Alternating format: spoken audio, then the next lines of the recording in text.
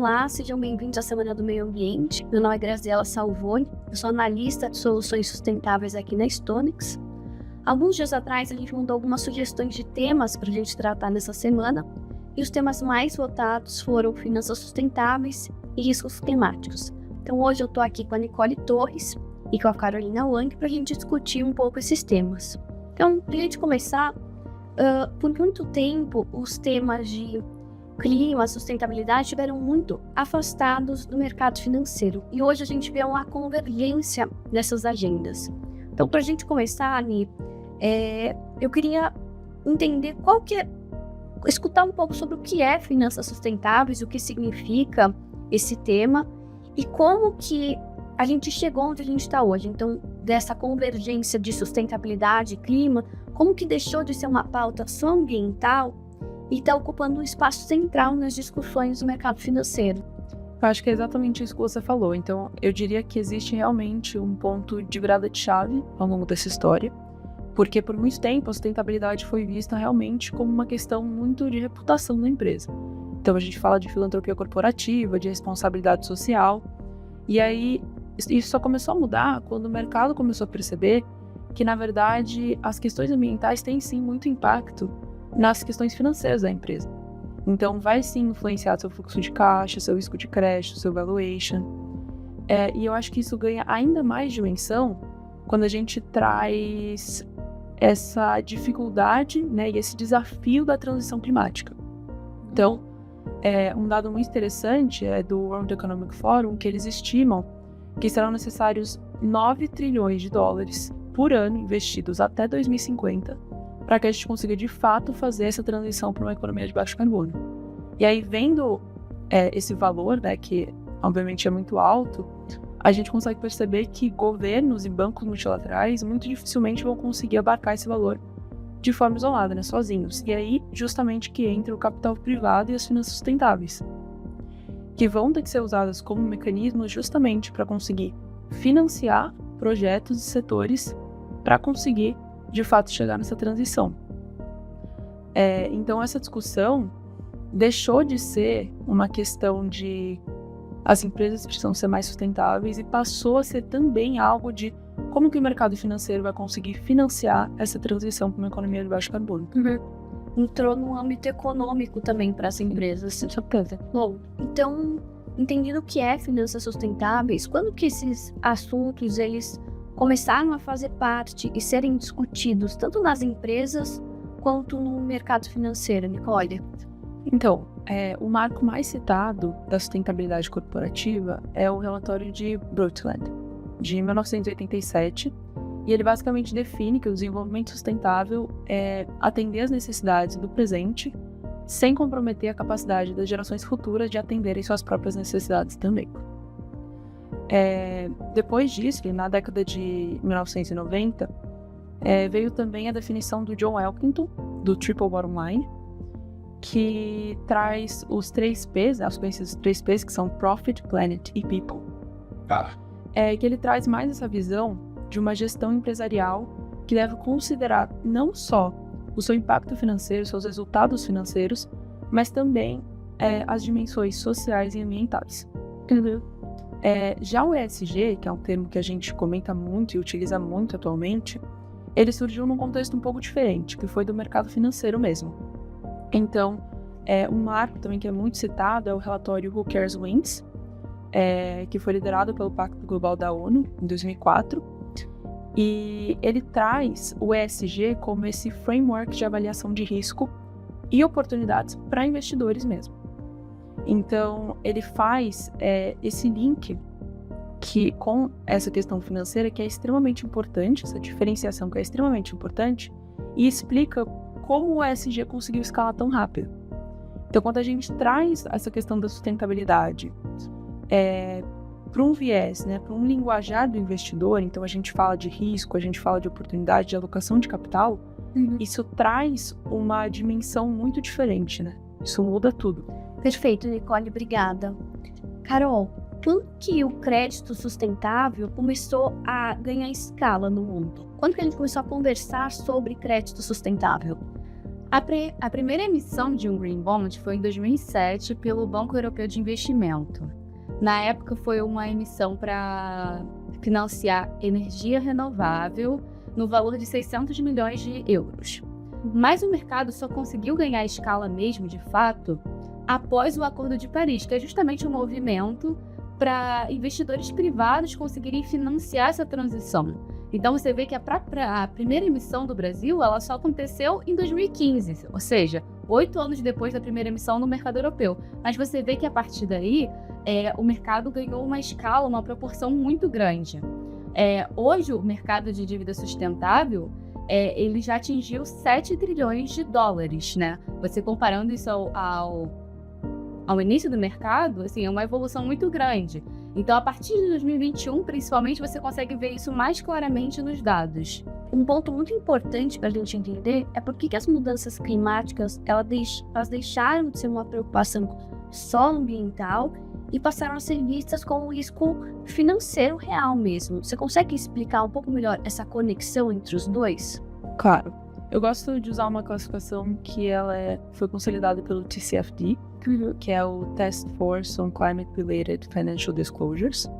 E eles separam os riscos climáticos em 2 grandes grupos, o risco físico e o de transição. O risco físico, ele é um impacto direto da mudança climática. Então, a gente também consegue separar esse risco físico em 2 categorias, que são os agudos e os crônicos. O risco agudo, ele é um impacto ali pontual que acontece como, por exemplo, enchentes, secas, furacões, incêndios, e ele tem uma grande capacidade de causar dano. Enquanto os crônicos, eles acontecem mais a longo prazo. Então, seria, por exemplo, o aumento da temperatura, o aumento do nível do mar, uma desertificação, e os 2 afetam o balanço de formas diferentes. Então, enquanto o agudo é um choque, ele vai interromper operações, ele vai destruir ativos, o crônico, ele vai, ao longo do tempo, por exemplo, corroendo a produtividade, então ele vai agindo mais assim, ao longo prazo. E para a empresa, isso traz muitos custos. Então, a gente vai ter um aumento de CAPEX, por exemplo, por conta dos investimentos que essa organização vai ter que fazer em adaptação e resiliência. Um aumento também de OPEX, então vai aumentar os custos operacionais. Então seja água, eletricidade, seguros, enfim. E impactam diretamente o valor de um ativo. Então, um imóvel numa zona que corre risco de enchente, hoje, por exemplo, ele já está se desvalorizando em muitas regiões. Então não é um cenário futuro, é algo que está acontecendo hoje mesmo. É bem legal, porque quando a gente pensa em risco climático, não sei, para mim a primeira coisa que vem é alguma coisa pontual que acontece uma vez. Mas é muito legal você trazer essa visão, onde já está sendo discutido essas questões de recorrência do risco climático. Então, de probabilidade de enchente, que não vai ser uma coisa pontual que vai acontecer uma vez. Pode ser que aconteça algumas vezes. Bom, você também mencionou do risco de transição. O que seria esse risco de transição? Então, o risco de transição, ele não vem do clima em si. Ele vem do esforço da economia para se adaptar num mundo de baixo carbono. E aí, dentro desse risco de transição, a gente tem 4 fontes principais, que é regulação, tecnologia, mercado e litígio. A regulação, a gente está falando então da precificação do carbono, da meta de neutralidade, ou então de uma exigência de reportar, por exemplo, alguns fatores climáticos ali. A parte da tecnologia, ela se refere mais à expansão renovável, a veículos elétricos, por exemplo. O mercado, ele se refere ao consumidor e ao investidor, por exemplo, que estão exigindo produtos mais sustentáveis. Já o litígio, que também tem sido bastante comentado ultimamente, ele vem, por exemplo, de uma empresa que está sendo processada por omissão de risco climático, então por dano ambiental. E acho que aqui entra um conceito que eu acho muito chave nessa discussão, que é o conceito de stranded assets, então que são ativos encalhados. Esses ativos, eles são definidos basicamente porque eles podem perder valor antes do fim da vida útil por conta da transição climática. E um dado que eu acho muito interessante é o do Carbon Tracker, que eles estimaram em 2017 que mais de 2 trilhões de dólares em projetos de petróleo e gás estão potencialmente expostos, então, para virar esses ativos encalhados. E aí, isso se dá por conta de políticas climáticas mais rigorosas, por exemplo. E isso muda completamente o jogo, porque quando você traz essas questões ambientais para o mercado financeiro e o mercado começa a precificar essas questões, isso é muito importante, porque o custo do capital de um setor que é intensivo em capital, por exemplo, ele vai subir. Sim, então o acesso a crédito vai ser um pouco dificultado e o spread aumenta. Então, a empresa que não está se mexendo em relação a essa questão da transição climática, ela vai ter mais custos para conseguir se financiar. Não faz sentido. E a gente definindo, então, esses riscos, como que o mercado consegue precificar? Tem algum padrão para a gente medir esses riscos hoje? Sim, existem padrões. Quando a gente está falando de emissão, por exemplo, mais utilizado é o GHG Protocol. E ele traz 3 escopos diferentes para medir as emissões. Então, o primeiro escopo, ele se refere a emissões diretas. Então, a gente está falando do processo industrial mesmo, da produção, da frota própria. O escopo 2, ele já traz mais a questão das emissões indiretas de energia comprada. Então, basicamente, eletricidade mesmo.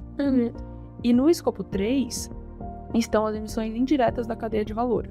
E aí entraria, por exemplo, o transporte, a emissão dos fornecedores, ou até as emissões, por exemplo, de um consumidor que está utilizando o produto. O escopo 3 é o mais difícil de ser medido, mas geralmente onde está concentrada a maior parte das emissões das empresas.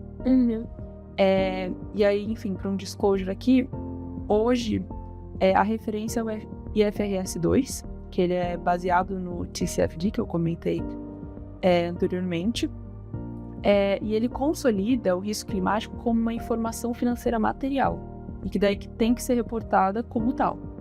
Então, não é que as empresas, por exemplo, ele traça uma linha que define que não é que as empresas têm que fazer um relatório de sustentabilidade à parte, por exemplo.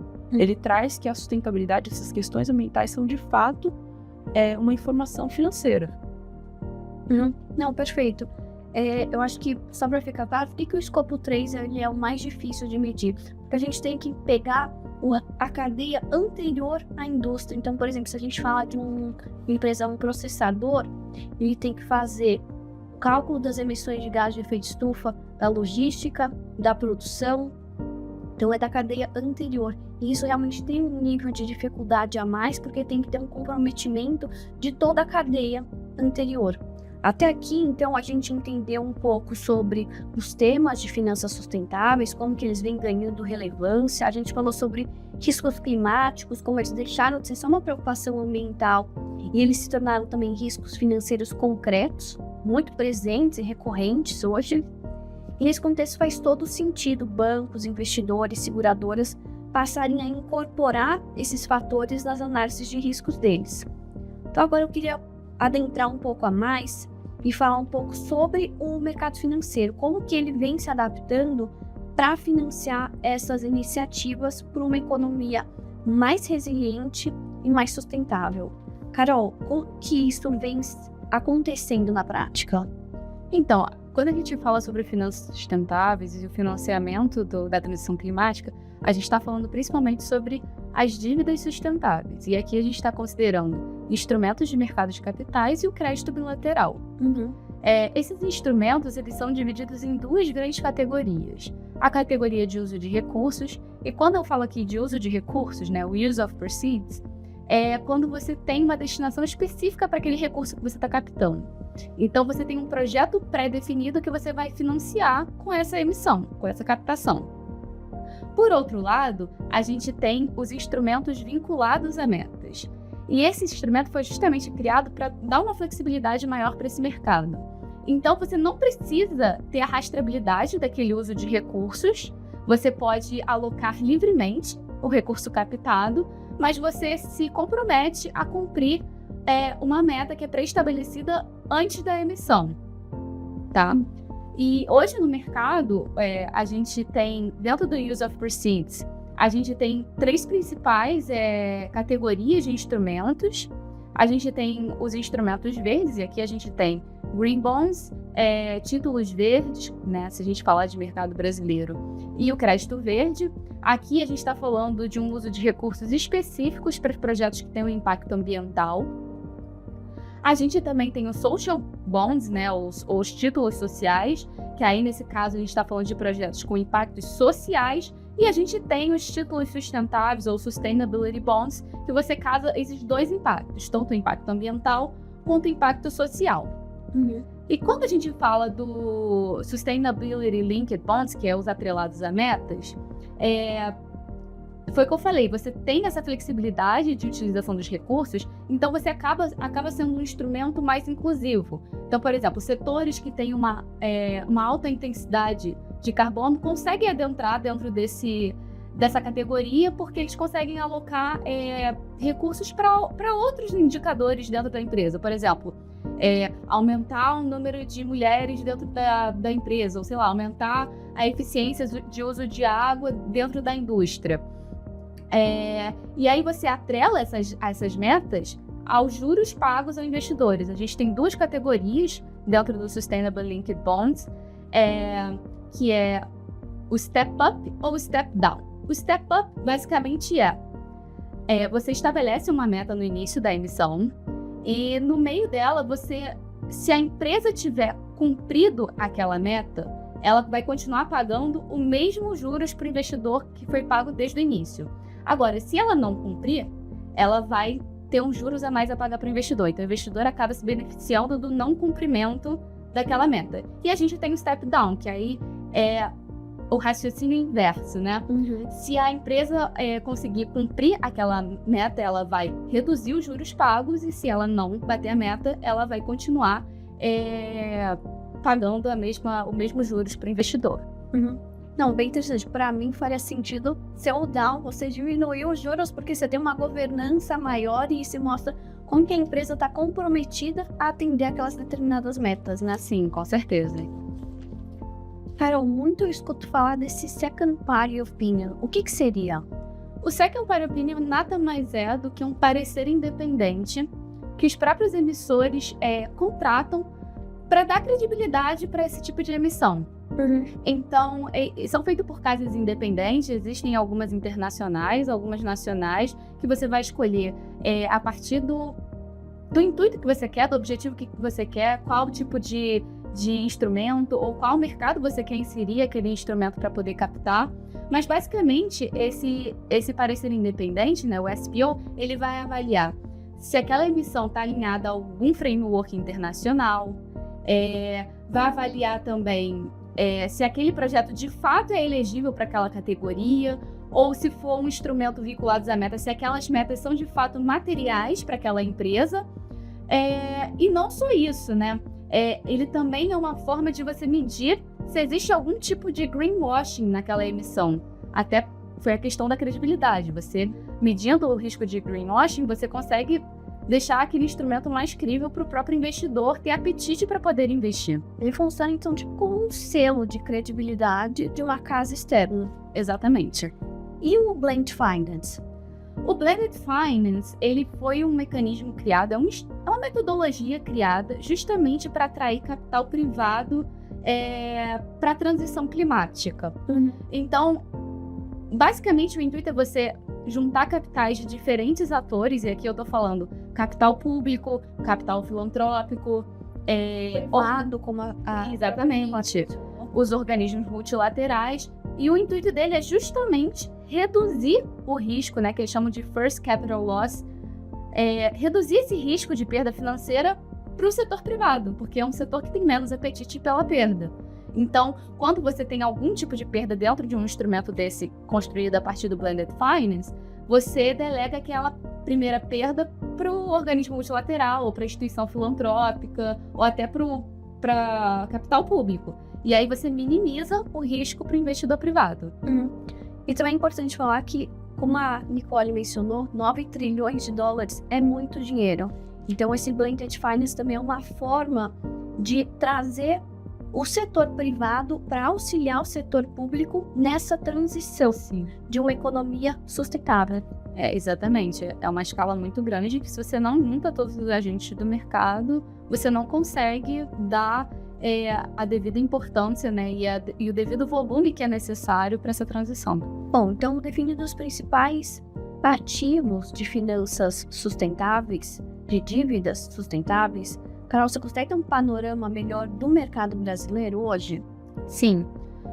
Atualmente são 565 operações de dívida sustentável por organizações brasileiras, e aqui eu estou considerando tanto no mercado nacional quanto no mercado internacional, isso com volume acumulado de 492 bilhões de reais, tá? Isso desde 2015 até agora o início de 2026. E quando a gente fala dos principais setores inseridos nesse mercado, a gente tem em primeiro lugar o setor de energia com 33%, em seguida a gente tem 11% com o setor financeiro, e em terceiro lugar o setor de bioenergia e biocombustíveis com 9,7%. Mas é engraçado que quando você vai olhar para a alocação de recursos, né, por mais que o número de operações seja grande nesses setores, quando a gente vai olhar para a questão do volume da alocação de recursos, a gente vê que o setor, né, de infraestrutura é o setor que mais capta recursos, capta dívida no mercado. E tem algum motivo para ter essa diferenciação tão grande? Então, na verdade, porque, de fato, o setor de infraestrutura já é um setor muito intensivo em capital. Então, você acaba demandando mais também. Não, perfeito. Faz sentido mesmo, porque realmente, para mudar a infraestrutura de qualquer lugar, precisa de recursos muito intensivos. E engraçado você ter falado do mercado de energia, porque, no meu parecer, um pouco mais leigo, me parece que o setor de energia do Brasil já é um setor muito sustentável. Então, imagino que a captação para esse setor seja maior porque é um setor que já está mais desenvolvido. Sim, mas ao mesmo tempo a gente vê que, por mais que, enfim, o setor de energia tem uma participação muito grande, muita parte desses recursos é alocado justamente na infraestrutura para você poder gerar essa energia renovável ou talvez fazer a transmissão, distribuição desse tipo de energia, o que ainda muitas vezes é um gargalo. Com certeza, que é o caso, por exemplo, do biometano. Exatamente. Quando a gente olha para o mercado brasileiro em comparação com o mercado internacional, qual que é essa disparidade? O Brasil está indo bem comparado com os outros países? Então, tem alguns fatores que fazem com que as emissões consigam captar mais. Por exemplo, a gente tem a questão das emissões internacionais, de organizações brasileiras no mercado internacional. A gente vê lá fora que os investidores eles têm uma sofisticação maior e eles têm um apetite maior também, uma demanda maior por esse tipo de ativos. Sim. Então, bem ou mal, muitas empresas acabam preferindo fazer essa emissão no mercado exterior do que no próprio mercado brasileiro. E existe até um conceito que eles chamam de pecado original, que é justamente essas empresas que querem fazer esse tipo de emissão em moeda local, muitas vezes não conseguem. Ou porque o risco é muito grande, ou porque o prazo é muito grande também e acabam optando por fazer essa emissão lá fora, ou em dólar ou em euro. Nossa, mas não é um pouco controverso, porque quando eu penso em um ativo de dívida sendo emitido atrelado à sustentabilidade, para mim vem uma questão de que a empresa tem que ter um nível de governança maior. E isso já seria um incentivo. No mercado brasileiro, isso não é visto como um incentivo? A questão da governança? A questão do selo verde de uma dívida. É visto, mas ao mesmo tempo, por mais que o selo verde seja um atributo, né, que tenha se consolidado melhor no mercado, a gente tende a ver que o investidor ele vai optar pelo selo verde, por investir numa operação que tem um selo verde, se aquele projeto for materialmente impactante. Por exemplo, a gente tendo um instrumento verde, por exemplo, para um projeto de reflorestamento ou de agricultura regenerativa, que tem uma pegada ambiental mais clara, isso é visto como credibilidade para o mercado. Então, o investidor vai optar por esses tipos de instrumentos, por esses tipos de projetos. Que você consegue ver mais claramente os benefícios. Entendi. E os ativos de dívida que são emitidos que não tem tanto uma questão material, as empresas preferem emitir no mercado exterior. Não exatamente, são coisas separadas. A gente aqui está falando de 2 fatores diferentes. A gente tem a do mercado internacional, que aí eu acho que é uma questão muito da moeda, do risco que você tem e do apetite do investidor lá fora e do tipo de rotulação. Lá fora você consegue ainda ver emissões com selo verde com volumes maiores, mas aqui no Brasil, por algum motivo, acho que tem essa questão do investidor ser mais desconfiado, isso não se aplica. Também que é muito mencionado aqui no mercado brasileiro são as debêntures incentivadas. A gente sabe que tem algumas debêntures incentivadas que estão ligadas a projetos sustentáveis. Como que você acha que esse ativo vem performando hoje? Quando a gente vai olhar o histórico de emissões aqui no Brasil, né, por empresas brasileiras, a gente vê que as debêntures incentivadas são um instrumento que está sendo bastante utilizado pelo mercado. Eu acho que justamente por ter esse benefício fiscal, o investidor acaba tendo um apetite maior por ela. E não só isso, acho que também é muito linkada a questão da infraestrutura que a gente acabou de comentar. Sim. Como as debêntures elas são ligadas mais para a infraestrutura, por mais que a gente tenha agora também inclusão de projetos sustentáveis, elas acabam tendo um volume maior no mercado. Então, só para explicar aqui, as debêntures incentivadas elas estão isentas de imposto para a pessoa física. Bom, falando de StoneX, a gente não poderia deixar de finalizar mencionando a questão do setor do agro. A gente sabe que o setor do agronegócio ele é responsável por aproximadamente 23% do PIB do Brasil, então bem representativo. Carol, qual que é a representatividade do agro no mercado de dívidas sustentáveis? É baixa.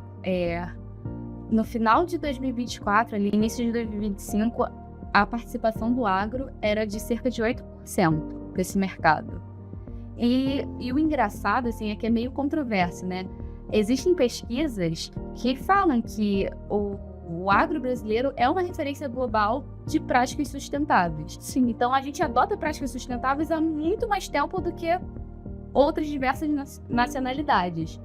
Mas, ao mesmo tempo, a gente acaba não conseguindo comprovar a adicionalidade ambiental necessária para você fazer esse tipo de emissão. Então, é um conjunto de fatores. Você não consegue comprovar a adicionalidade muitas vezes porque você não tem históricos, você não tem o monitoramento, você não tem documentação. Então, existe esse gargalo ainda. Esses produtores acabam sendo, de certa forma, penalizados por não conseguirem demonstrar que eles estão fazendo a mais do que eles já fazem hoje. Eles estão fazendo essas práticas há bastante tempo. E aí, na hora de fazer uma dívida sustentável, eles não têm uma linha base para começar e ter essa questão de adicionar as práticas sustentáveis. Exatamente. Inclusive, tem um estudo do CBI de 2024 que fala justamente sobre essa transição do setor agroalimentar. E aponta exatamente essa dificuldade de você conseguir informações e dados suficientes, por exemplo, para fazer um projeto de carbono e complementar a renda daquele produtor. Então, é uma dificuldade, é um gargalo do setor. E faz sentido, porque sem a gente ter essas bases públicas, a gente não consegue traçar um começo, uma base. Bom, estamos chegando no fim do nosso bate-papo. Queria que vocês deixassem uma mensagem final para os nossos telespectadores, para quem está assistindo. Nicole, você pode começar? Claro. Eu deixaria uma mensagem mais conceitual, então, de que o risco climático é um risco financeiro. Então, deixar uma mensagem para quem é gestor, diretor financeiro, tomador de decisão dentro das empresas, de que a gente tem que parar de tratar o clima como uma questão só do departamento de sustentabilidade. Ele é, sim, uma questão da tesouraria, do risco, do planejamento estratégico. E hoje já existem frameworks para a gente fazer isso. Então, como eu citei, tem o TCFD, o IFRS 2, o GHG Protocol. Então, não é mais uma agenda em construção, é algo para ser implementado mesmo. Não, perfeito. Carol, A minha mensagem é mais para o mercado mesmo. Eu acredito que o Brasil tem um grande potencial de ser líder nesse mercado de finanças sustentáveis. A gente já tem tudo o que precisa, como, por exemplo, ativos naturais em abundância, matriz energética limpa. O nosso agro já tem as práticas sustentáveis muito avançadas há muito tempo, mas ainda carece em alguns pontos mais relacionados a políticas públicas, como, por exemplo, o estabelecimento da taxonomia de forma mais consolidada. A gente está na expectativa aí da fase piloto de que dê certo, que a gente tenha os padrões de elegibilidade mais claros. E não só isso, políticas públicas também que criam algum tipo de incentivo, no qual emissões menores, empresas menores que queiram usar esse mercado, consigam ter viabilidade para poder pagar pelo SPO, né? Porque ainda existe um custo de observância grande dependendo do volume da operação. eu queria aproveitar para deixar uma mensagem. Eu acho que ficou claro que finanças sustentáveis não é uma tendência passageira, não é marketing, ela é uma transformação na forma como o capital ele é direcionado, precificado e gerido numa economia que está cada vez mais exposta aos efeitos do risco climático. Então, Nicole, Carol, muito obrigada pela participação. Eu que agradeço, é um prazer.